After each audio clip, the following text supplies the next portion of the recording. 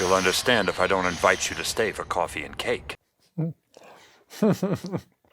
Mm-hmm. Oh, I am.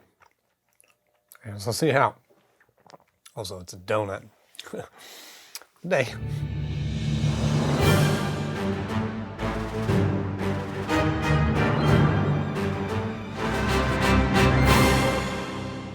Hello friends, welcome back to the show. So glad to see you all once again. And if you're new here, thank you for stopping by. This is the show that I think you might be looking for if you're a fan of cartoons from the 80s and 90s and 2000s, cartoons from my childhood and want to go back and watch them today, then this is the place for you. Hop below, hit the subscribe button, because right now we're working our way through a series talking about Batman Beyond. And we're just winding down on the second season. Finally, we actually are. I've preemptively said that a few times in the past.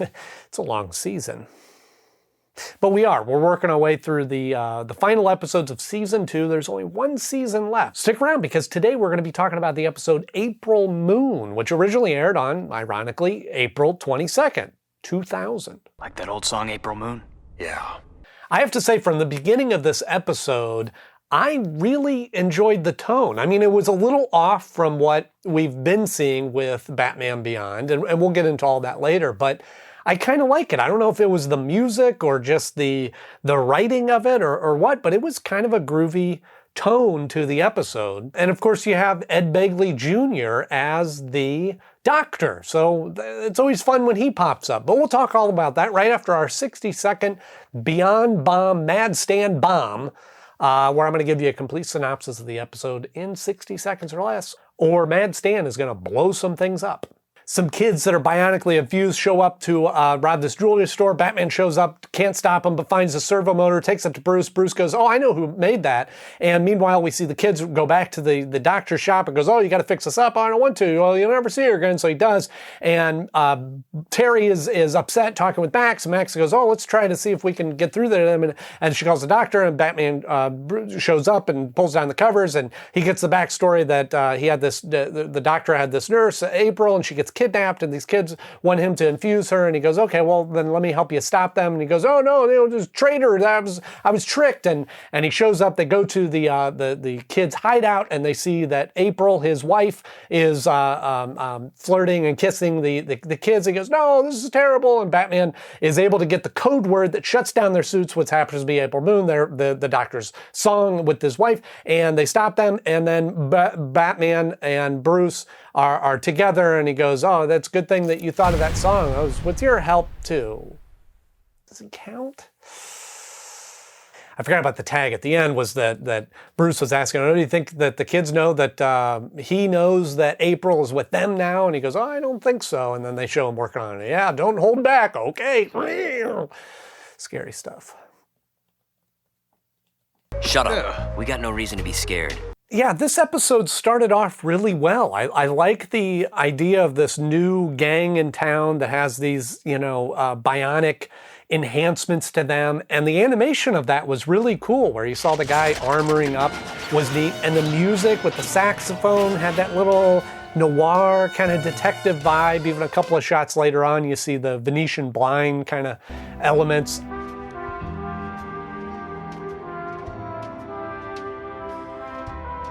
And I liked it. I mean, that's definitely in my preference of tone, but it felt a little off from what we've been seeing with Batman Beyond. Even down to some minor things, like that first battle with Terry and the kids at the jewelry place. Terry didn't have any of his classic kind of quips and one-liners as he was fighting them. It was just kind of a straight sound music kind of fight, and there was no dialogue during that. I don't want this to turn into a war.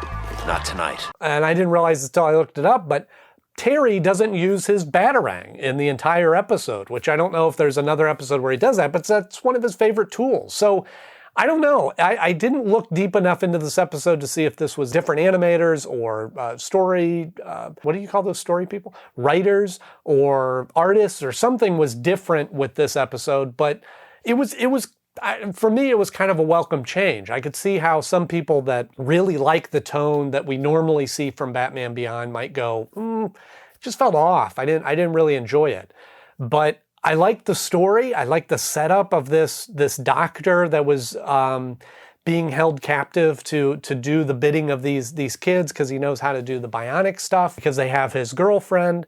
All that was kind of fun. This wasn't part of the bargain. I do have to say it did have some similarities to the Crime Doctor, if you remember that episode from Batman the Animated Series, which is a decent episode. It's one of those episodes that doesn't have like a hardcore villain, traditional rogues gallery This is what an idiot looks like, Max. It's one of those episodes that doesn't have a traditional kind of rogues gallery villain in the episode, but it's kind of a neat story. I think I did rank it kind of low, if I remember. But this one certainly had those kind of vibes to it of kind of this doctor, which we've seen a lot in entertainment and different movies, is like the doctor that is being forced to do something against his will that he doesn't really want to do, but the criminals have some sort of leverage on him. Looks like the good doctor isn't so good anymore. I thought this was kind of a unique take, that it was these kind of punk kids that were just kind of a gang, I guess, before all this, and then realized that the doctor could help them out to make them even stronger. And I thought that was kind of a neat element, although again, here we have kind of these throwaway characters that just were infused into this story for convenience. I thought it might have been fun if they would have used, maybe the Joker gang, which we haven't seen a lot of the Joker gang lately. There were a lot in the first season, and just come to think of it, we haven't seen much of them here recently. Could be a lot worse, couldn't it? But that could have been a neat element. Or this gang, if we saw them in previous episodes trying to get ahead and not being able to, or what's the other gang? The T's, the Red T's, or whatever they are. Something like that could have been fun if they would have introduced them. Are you saying what I think you're saying? But again, I don't have a problem with the fact that they kind of jumped into the story, and I like that opening scene where they just started with the adventure. Here we got some villains, here they're doing something, they're a good match for Batman, and they have some of the same similar tech that he does, and we jump right into it. Okay, now I'm on board. Let's see what happens next. That's how it started, with a bowl of cereal. I think sometimes the challenge of Batman Beyond is because of the parameters of it being set in the future and Terry being a younger Batman and Bruce Wayne being older, and his generation of villains is kind of gone or older as well, that sometimes the challenge is kind of creating a whole new out-of-the-box story without always relying on the Rogues Gallery. When they jumped in to do Batman the Animated Series or Superman the Animated Series, I mean, you have this wealth of information in the comics to pull from, and characters and storylines and beats and all these kind of elements. And when you set up to do a story like Batman Beyond, that you go, okay, it's in the future, we got to either figure out a way to tie the legacy of a past villain or past storyline and how to accelerate that into the future, or we got to start fresh, start with a blank slate. And either way you go, sometimes we've seen those episodes, in my opinion, kind of fall short. We've seen those where, that's kind of a shaky way of tying it into a past villain. Or we've seen episodes that they came up with this new villain and it's not that interesting and not that intriguing. I think this episode did it really well. That's the best you can do? There isn't a direct tie-in to past villains or past rogue galleries or anything like that, but we created this kind of new set of villains that are engaging and interesting and dynamic. And then, along with that, we have a good story to go along with them. And not only that, but we have a reference to an older story of its own, not an older story tied with Batman or previous stories, but we tell this little flashback story, which I'm not crazy about flashbacks, but I thought the information that was in there was good, and it was short enough that it got the point across well. Why else do you think I'd be helping those punks? And we go back and we tell this story and we go, okay, here's where they came from and here's why they're doing what they're doing, and not just, oh, here's a bunch of kids that have these superpowers and off they go. If I trust you to fool around with my insides, you really ought to trust me. And then there was a nice little mystery wrapped up into this. I like the foreshadowing where we just had an element of finding that servo motor and giving it to Bruce, and Bruce figuring out that, like, His name was Peter Corso, and this is definitely one of his. which wasn't the entire mystery. That was just an element of it. Okay, we know why, or we know who is the person, but we don't know why they're doing that. So that was a great information. And then Bruce, again, the element of Bruce and Terry working together for Terry to figure out that It's a failsafe switch. Bruce to go, But did you know it's voice activated? oh, okay, those two must work together, which I like those kind of things. Again, when Terry and Bruce are working together and they each bring a different element to the table and not just one telling the other what to do or the one figuring it out on their own and the other, So that story, that little mystery worked out well. I'm only human.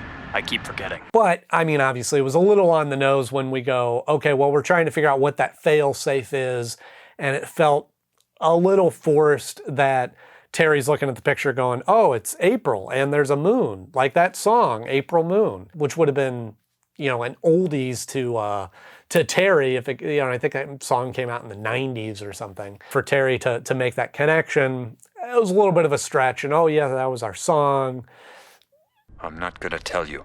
Obviously, that was going to be the fail-safe word, but I like how it was layered, and all that information didn't get downloaded in one spot to go, oh, it's voice activated. Oh, there's April Moon. They had to work together to kind of piece together this information, and I like that they avoided the cliche of like him trying every other option and he's about ready to get defeated. He just jumped right into, oh, maybe it's April Moon, and tried that, and it worked. You gonna tell me the secret word? But for me, maybe I'm alone on this, but again, I kind of watch these shows and am surprised right along with every twist and turn. And this one, the fact that the gang kidnapped April, and then to see April kissing Bullwhip, I think his name was a complete shock. I did not see that coming. You got anything for me? And I thought that was, once we had kind of solved the mystery and we knew the story and we're moving forward, I've thought, okay, now we're just moving into that final battle, and Terry will say April Moon and it'll all come to a conclusion. April Moon. But for that last little twist for the Dr. Corso to see his girlfriend, the love of his life, kissing her captors was a neat little twist, and then propelled us into that final scene, which was a nice little touch. No! This is one of those episodes that I think was surprisingly good. I mean, I thought when it started off, I liked the tone at the beginning and it was fun, but I kind of thought I knew where it was going to go. Oh, okay, here's this new gang in town. They're going to be robbing stuff. Batman's got to figure out a way to stop them, and stops them. But as the story kind of developed out of nowhere, it kind of layered in this other story. It became less about the gang and more about the Doctor and his backstory and what's happening there. And I think that he became a really interesting character versus just catalyst to help the gang out and creating this force to be reckoned with. And it's those kind of stories that are kind of multi-layered that I typically gravitate towards and typically enjoy when they come along. I understand. But then in the end, for the kids to come back to the Doctor and not know that he knows their secret, kind of a neat, I don't know if it's cliffhanger, I don't know if they bring these characters back, but it was just neat to kind of leave on that note for us to go, how does this end? What happens next? Kind of up to you. So I like those. I like ending on those kind of notes. I understand.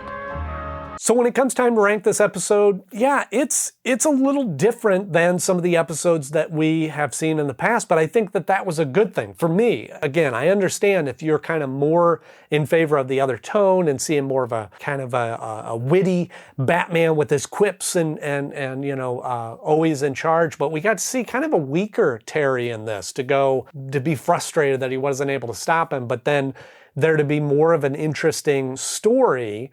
But on top of that, to have interesting villains. I mean, even the guy with the, chainsaws coming out of his knees. That was an interesting character, not just, oh, this guy is bionic arms. They had nice dynamics to the character, but it wasn't just about them.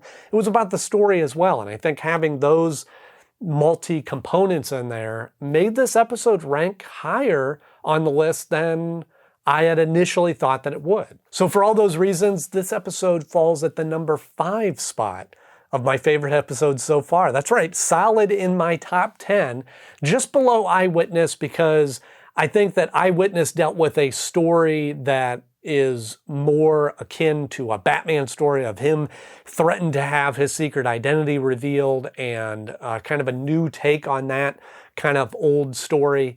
And I like that a little bit better. But I do have this one beating out Blackout, the first appearance of Ink, which is a really neat villain, and I really enjoy her character, but it was kind of an introduction episode. And as fascinating as her abilities are and her character is, this one had some more layers to it, in my opinion. So that's where it falls on my list of favorite episodes so far. A chance to do some good for a change.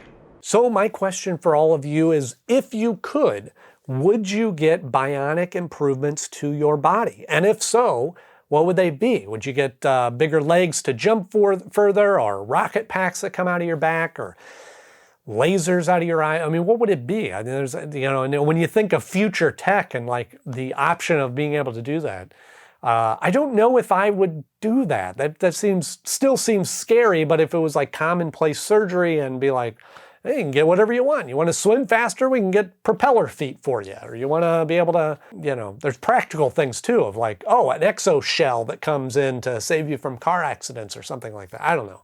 But yeah, if that was an option, what would you get and why? Let me know in the comment section below. If you enjoyed this episode, please click that like button. If you want to see more episodes like this, just hit subscribe. We have new episodes coming out every week, just like the next episode, Centuries of the Last Cosmos. But if you can't wait till then, I've got some other episodes right over here that you can click on to continue watching reviews of the Batman animated series world. As always, thank you so much for watching. I'm Andy Knode, and I'll see you soon.